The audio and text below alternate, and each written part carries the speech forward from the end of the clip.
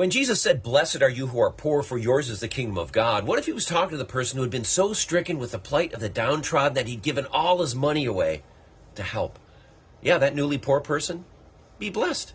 When Jesus said, "Blessed are you who are hungry now, for you will be filled," what if he was talking to the man who had emptied his entire pantry to give all his food away to those who were starving? When Jesus said, "Blessed are you who weep now, for you will laugh," what if Jesus was talking to that person who was so taken with empathy for the needs of the hurting neighbor that he was reduced to tears?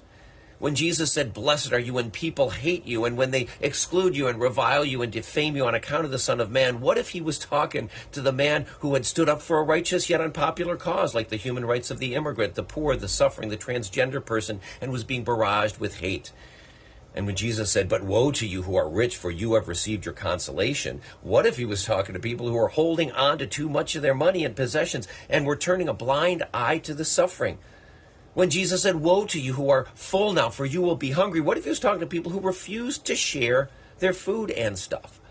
When Jesus said, "Woe to you who are laughing now, for you will mourn and weep," what if he was talking about people who refused to pay attention and to be moved by the plight of the less fortunate? And when Jesus said, "Woe to you when all speak well of you, for that is what their ancestors did to the false prophets," what if he was talking about people who had chosen popularity over purpose, not to get involved in anything outside their comfort zone, do anything controversial or potentially upsetting to their charmed life?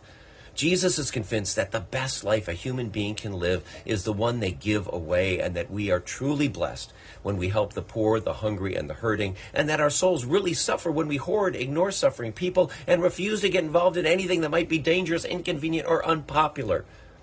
May God grant us courage and wisdom and strength to be blessed. And I'll see you Sunday.